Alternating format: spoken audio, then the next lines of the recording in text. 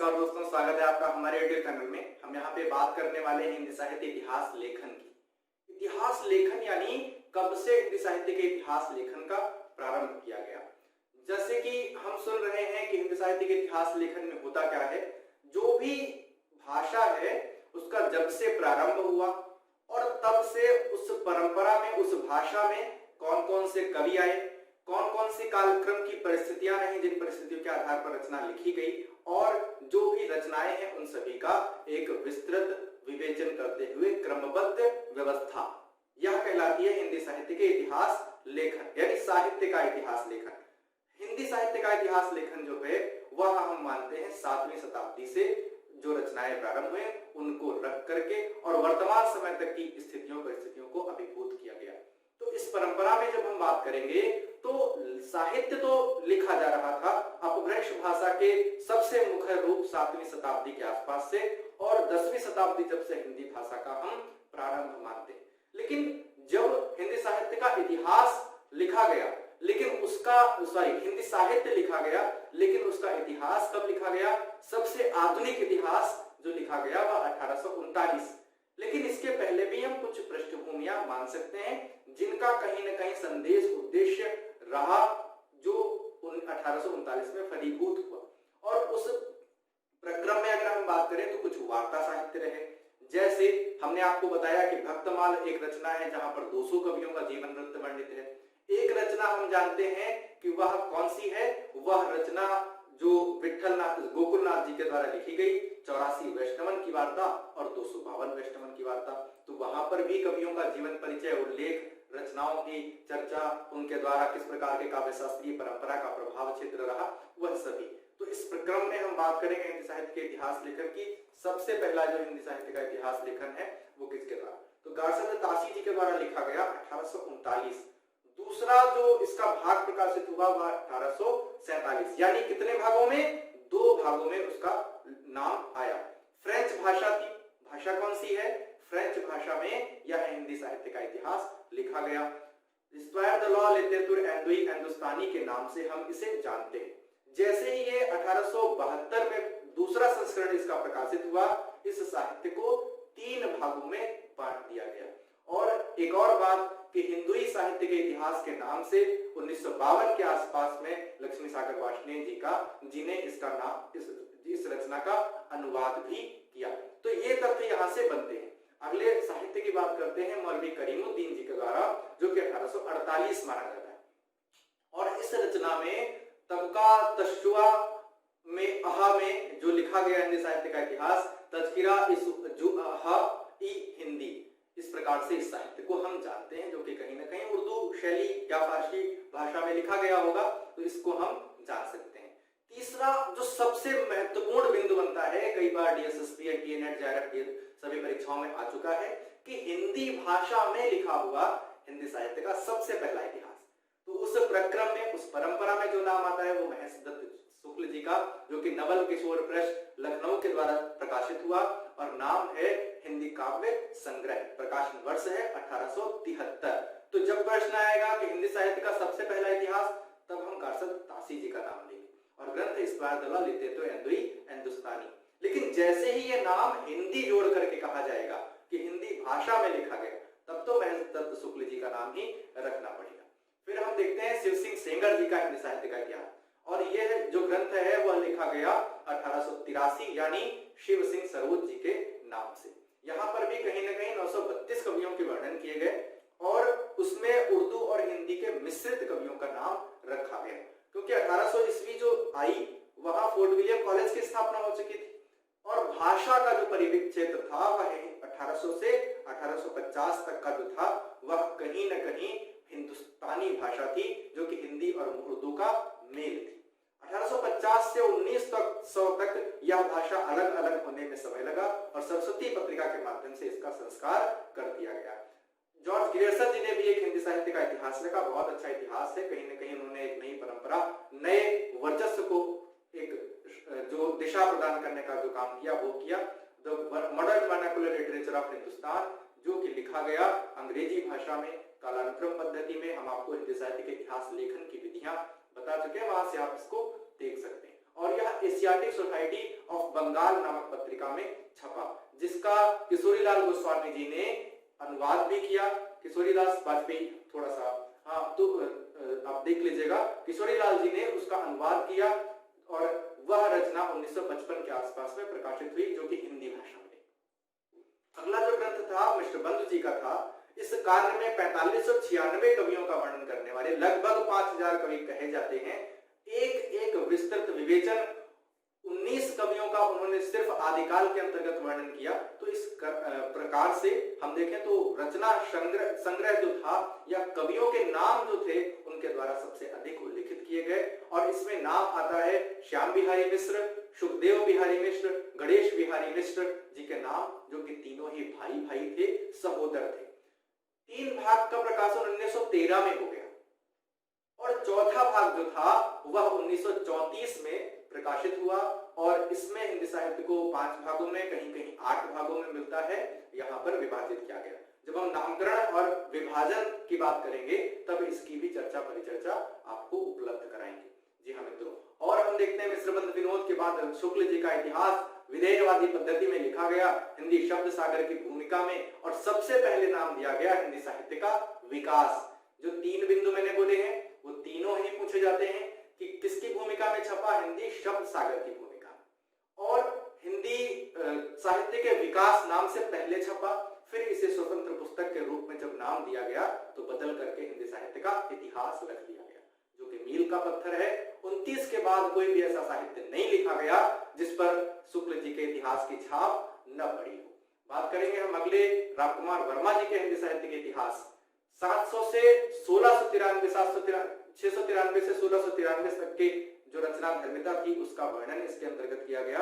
रामकुमार वर्मा जी ने जो हिंदी साहित्य का इतिहास लिखा वह था हिंदी साहित्य का आलोचनात्मक इतिहास। श्याम सुंदर दास जी ने भी कहीं ना कहीं वो भाषाई आधार लेकर के रचनाएं करने वाले थे, लेकिन यहाँ पर उन्होंने हिंदी भाषा और साहित्य नाम से एक ग्रंथ लिखा, कोविद हिंदी कोविद रत्नमाला नाम से एक ग्रंथ लिखा। 2 रचनाएं उनकी महत्वपूर्ण है, 1930 में प्रकाशित हुई। हम बात करेंगे हजारी प्रसाद द्विवेदी जी की। कालजयी परंपरा और शुक्ल जी के हाथ जोड़कर गुरुदेव मानकर एक एक बात का खंडन कर देने वाले हजारी प्रसाद द्विवेदी जी की हम यहाँ पे चर्चा कर रहे हैं।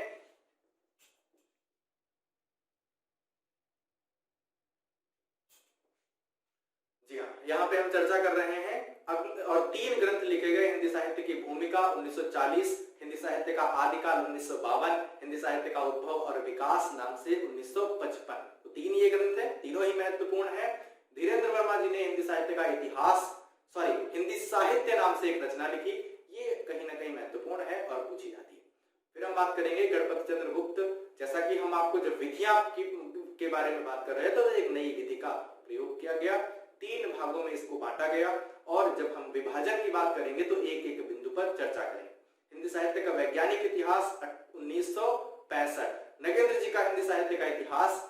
जब भी मुझे बताना होता है कि कौन सी पुस्तकें पढ़ें तो आधुनिक काल के लिए मैं सिर्फ और सिर्फ डॉक्टर नगेंद्र बता सकता हूं, क्योंकि सबसे उत्तम, सबसे व्यवस्थित और विस्तृत सरल भाषा में लिखा हुआ हिंदी साहित्य का इतिहास डॉक्टर नगेंद्र बाबा के द्वारा लिखा गया। और रीति काव्य की भूमिका, जो कि हिंदी साहित्य का बृहद इतिहास नागरिक विचारणी सभा द्वारा लिखा जा रहा था 16 से 18 भागों में, वहां पर इन्होंने 6ठे भाग का संपादन भी किया, जो कि रीति काव्य है। और रीति काल को 3 अलग अलग कालखंडों में व्यवस्थित रूप से बांटने का कार्य, और इसके अतिरिक्त आधुनिक काल को अलग अलग खंडों में बांटने का कार्य उन्हीं के द्वारा संभव और सिद्ध हो सका।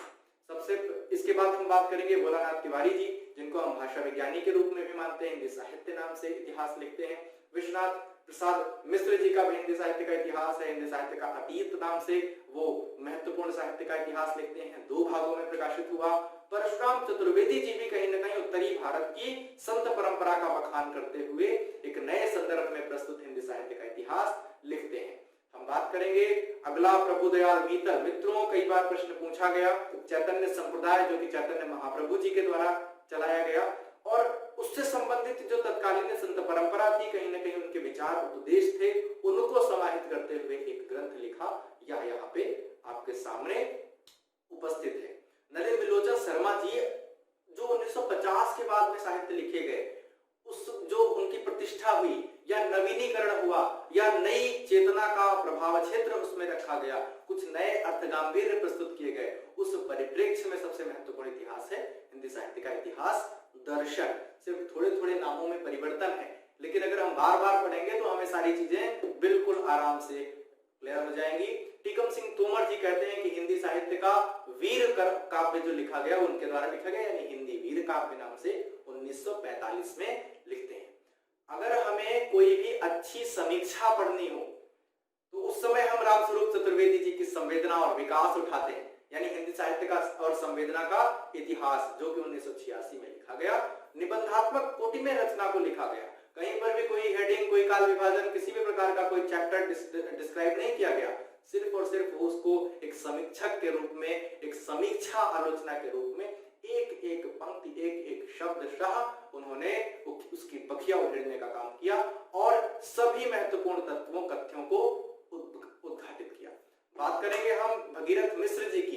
काव्य शास्त्र के सबसे महत्वपूर्ण पुरोधा जो भगीरथ मिश्र जी हैं, उनके हिंदी साहित्य के इतिहास में हिंदी काव्य शास्त्र का इतिहास लिखा गया।